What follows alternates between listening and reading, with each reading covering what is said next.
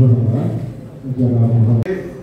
আজকে 126তম নজরুল জয়ন্তী উপলক্ষে সাহিত্য সাংস্কৃতিক প্রতিযোগিতা 2000 নজরুল সম্পর্কে তার নিজস্ব কোনো আলোচনা রাখার জন্য, প্রকৃতি পরিবেশনের জন্য। অসম্ভব মেধাবী একজন স্টুডেন্ট, অসম্ভব সুন্দর গান করে। বেস্ট পসিবল আর একটা নাই, সেটা আমরা এখানে রাখবো। র্যান্ডম একজন স্টুডেন্ট আসবা, স্যার ডেকে নেবেন, ও এসে একটা ডেকে নেবা। এটা পরে তাহলে কোশ্চেন আমরা না হলে বুঝবে কেমন করে। ওকে, দেখি এটা কি সেকেন্ড না থার্ড? এটা সেকেন্ড। এবার ছেলেদের মধ্যে থেকে একজন ওঠায়, নামের শেষে ম, তার আগে লয় করে লা। কেন নাহি দিলে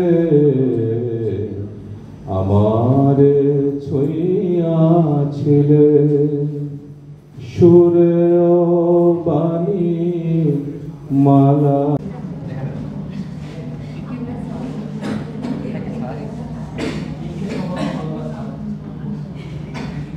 অভিনন্দন, অভিনন্দন। কোন দিকে তাকাবো? দুই ক্যামেরা, চোখ যদি দুই দিকে। তলে পর্বত জঙ্গম চলো মন চলে, যার ভাবে বিভোর রাগা পায়ের তলে। পর্বত জঙ্গম চলো মন চলে, সুরমা খেজুর বাদাম জাফরানি ফুল, সুরমা খেজুর বাদাম জাফরানি ফুল। ঝরে ঝরে যায় সে আমার কামলেওয়ালা, কামলেওয়ালা সে আমার কামলেওয়ালা, কামলেওয়ালা। সবাই মিলে গাইটা। হেরা হতে হেরে দুলে, নুরানি তনু কে আসে হায়। সারা দুনিয়ার হেরে মের পর্দা খুলে খুলে যায়, সে যে আমার কামলেওয়ালা, কামলেওয়ালা সে যে আমার কামলেওয়ালা, কামলেওয়ালা। রেখে আমি তারই লেখা একটি গাজাল গাওয়ার চেষ্টা করছি।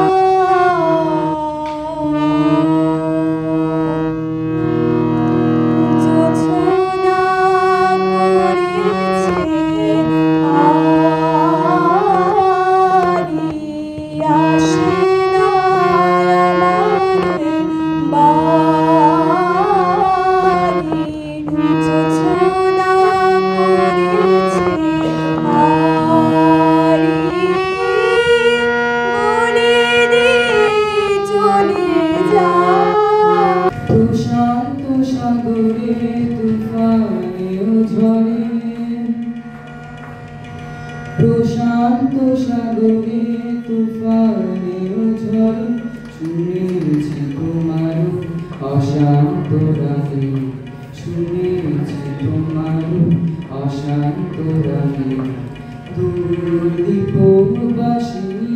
কলেজের যে বসুন্ধরা শুভ সংঘ, এই শুভ সংঘে যখন আমরা প্রথম কমিটিটা করতে যাই, তখন আমি প্রথম যে ফোনটি দিয়েছিলাম সেটি কিন্তু আমাদের আব্দুল হাই স্যারকে।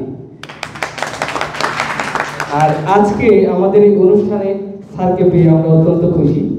স্যার বলেছিলেন যে তিনি অত্যন্ত ব্যস্ত থাকেন, কিন্তু শেষে আরো একটি কথাও লিখেছিলেন, তোমাদের যখনই প্রয়োজন পড়বে আমাকে ডাকবে, আমি তোমাদের পাশে থাকবো। তো আজকে স্যারকে পাশে পেয়ে আমরা অত্যন্ত খুশি, এবং স্যারের মতো একজন বিচক্ষণ এবং জ্ঞানী মানুষকে পেয়ে আমরা সত্যি ধন্য। স্যার বিশেষণ পদার্থবিজ্ঞান বিভাগ। বলবীর বল উন্নত মমশির, শির নেহারি আমারি নতশির ওই শিখর হিমাদ্রি। বলবীর বল মহাবিশ্বের মহাকাশ পারি, চন্দ্র সূর্য গ্রহ তারা ছাড়ি।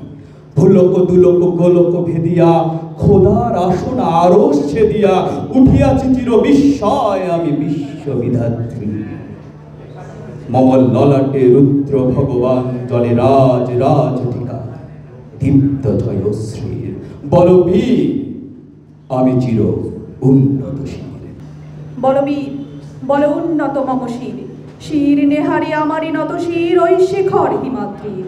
বলবীর বল মহাবিশ্বের মহাকাশ ফারি, চন্দ্র সূর্য গ্রহ তারা ছাড়ি, ভুলক দুলক কলক ভেদিয়া, খোদার আসন আরশ ছেদিয়া উঠিয়াছে চির। আবৃত্তি করার জন্য আসসালামু আলাইকুম। আবৃত্তি করছি কাজী নজরুল ইসলামের বিদ্রোহী কবিতাটি। বলবীর বল উন্নত মম শির, শির নেহারি আমারই নত শির ওই শিখর হিমাদ্রির। বলবীর বল মহাবিশ্বের মহাকাশ ফাড়ি, চন্দ্র সূর্য গ্রহ তারা ছাড়ি, ভুলক দুলক গুলক ভেদিয়া, খোদার আসন আরশ ছেদিয়া উঠিয়াছি চির বিস্ময় আমি বিশ্ববিধাত্রীর। মম বল উন্নত মম শির, শির নেহারি আমারই নত শির ওই শিখর হিমাদ্রির। বলবীর বল মহাবিশ্বের মহাকাশ পাড়ি, চন্দ্র সূর্য।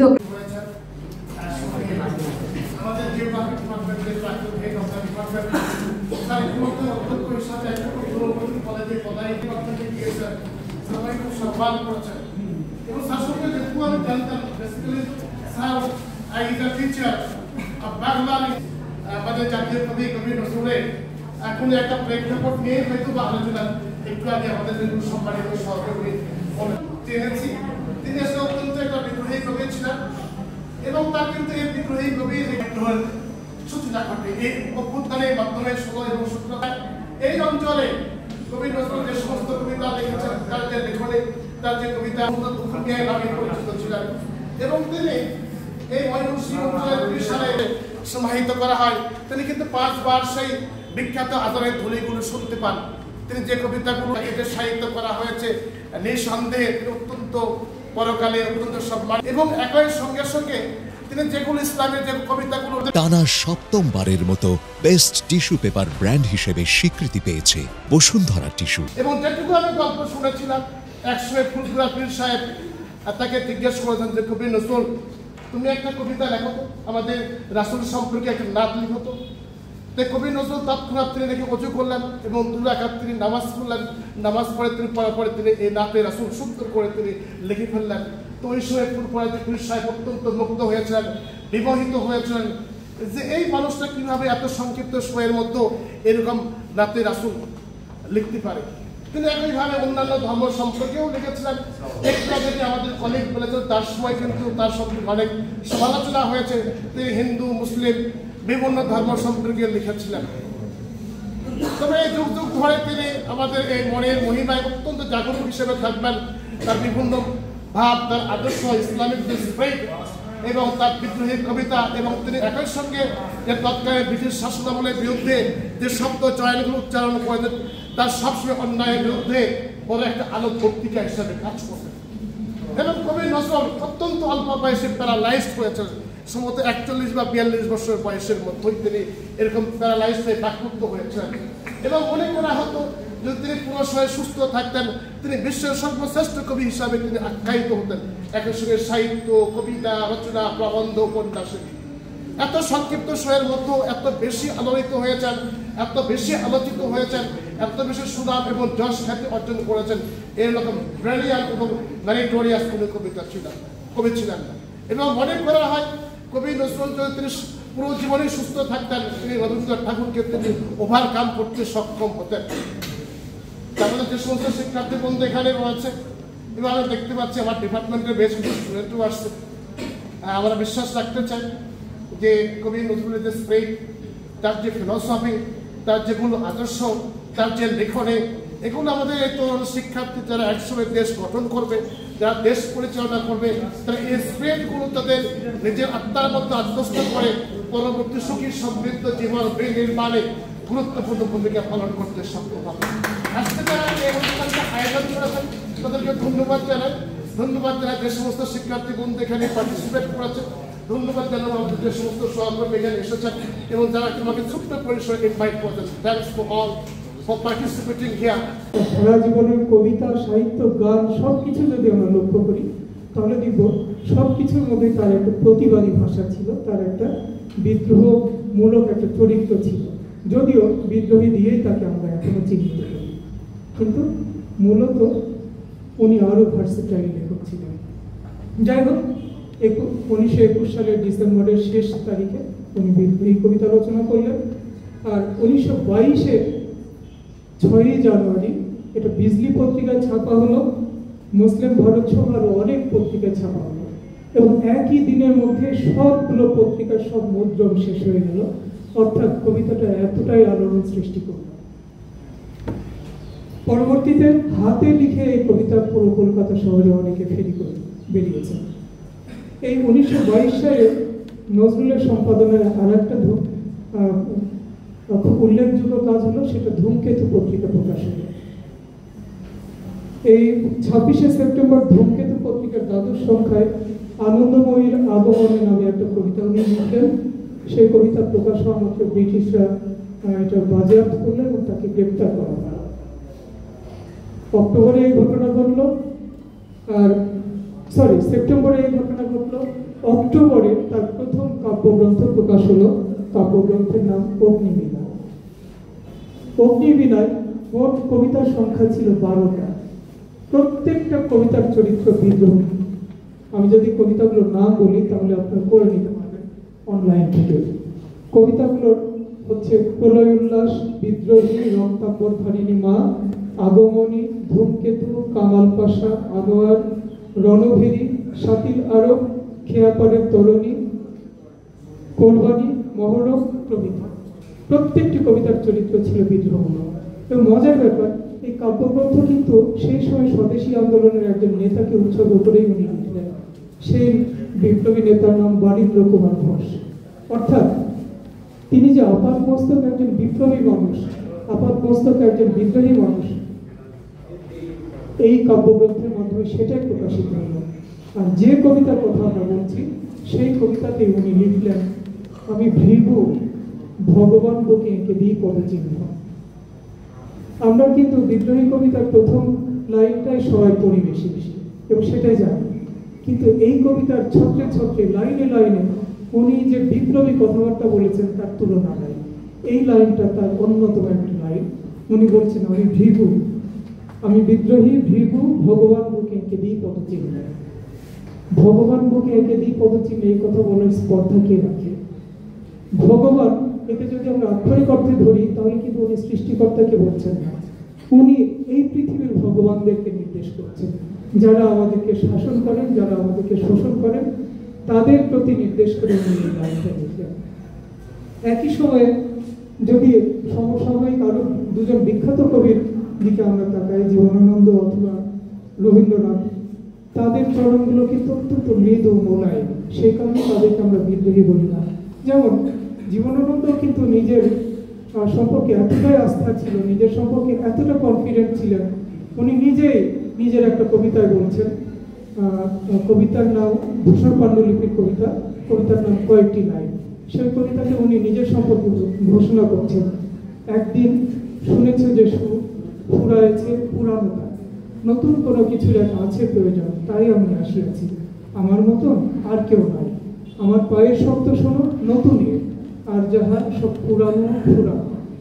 উনি বলছেন আমার মতন আর কেউ নেই, অর্থাৎ আমার কাছে যা দেখছো বা শুনছো সেটা সম্পূর্ণই নতুন, এরকম আর খুঁজলে কোথাও পাওয়া যাবে না। কিন্তু এই যে কনফিডেন্স উনি পাচ্ছেন সেটাও কিন্তু অত্যন্ত মৃদু স্বরে, ভদ্র ভাষায়, মোলায়েম স্বরে বলছেন। রবীন্দ্রনাথের মতো সব কিছুকে আগুনে পুড়িয়ে জ্বালিয়ে দেওয়ার মতো কণ্ঠস্বর ওনার না। আর রবীন্দ্রনাথ কি বলছেন তার পরিচয় কবিতায়, মোর নাম এই বলে খ্যাত হোক আমি তোমাদের দিল। এখানেও স্বরটা খুব মৃদু, কিন্তু প্রত্যেকে নিজের সম্পর্কে একটা স্পষ্ট ঘোষণা দিচ্ছেন যে তিনি কি করতে চান, তিনি কাদের লোক, কাদের হয়ে লিখছেন। এখানে অনন্য তিনজন, কারোর সঙ্গে আমি কাউকে কম্পেয়ার করছি না, তবে নজরুলের যে বিদ্রোহী সত্তা, সেই বিদ্রোহী সত্তার পরিচয় দিতে গিয়ে এই কথাগুলো আমি বললাম। 1923 সাল, আমরা 22 সালের কথা বললাম, 1923 সাল, 22 সালের নজরুলকে কারাগারে নিক্ষেপ করা হলো। এক পর্যায়ে উনি কারাগারে অনশন শুরু করলেন এবং ওনাকে হুগলি জেলে অনশন শুরু করলেন। হুগলি থেকে বহরমপুরে স্থানান্তর করা হলো। শুরু করলেন বহরমপুর জেলেও ওনার অনশন ভাঙানো যাচ্ছে না, রবীন্দ্রনাথ তার বসন্ত নাটক ওনাকে উৎসর্গ করলেন। আর কি হলো, ওনার অভিমান ভাঙানোর জন্য, ওনার অনশন ভাঙানোর জন্য ওনার মাকে নিয়ে আসা হলো। কারণ একটা ধারণা প্রচলিত ছিল একমাত্র মায়ের কথাই উনি শোনেন, কিন্তু মাকে আনার পরে উনি অনশন ভাঙলেন না। এখনো আমরা এই কবিকে অন্তরে ধারণ করছি এবং লালন করছি। আজকের আমার বক্তব্য পরে দেওয়ার কথা ছিল, কিন্তু বিশেষের কারণে আমি আগে বক্তব্য দিলাম, শৃঙ্খলা ভঙ্গ হলো হয়তো। যাই হোক, আজকের এই আয়োজক যারা ছিলেন সবাইকে ধন্যবাদ জানাই। আমরা আগামীতে ইনশাল্লাহ 27 তারিখে বাংলা বিভাগ কর্তৃক আর এই উপলক্ষে আরেকটা অনুষ্ঠানের আয়োজন করতে চাচ্ছি। তোমাদের সবারই অগ্রিম দেওয়ার থাকলো। আমরা সেই অনুষ্ঠানেও নজরুলকে নিয়ে কিছু স্মৃতিচারণ করব। আর আজকের এই অনুষ্ঠান সার্থক হোক, সবাই সুশৃঙ্খলভাবে আমাদের এই জাতীয় কবিকে নিয়ে আমাদের মনের যে সমস্ত আকাঙ্ক্ষা আছে জানার, সেই দিকগুলো যেন জানার চেষ্টা করি, বলার চেষ্টা করি, এবং এইটি যেন আমাদের পথ চলার একটি শক্তি হিসেবে কাজ করে।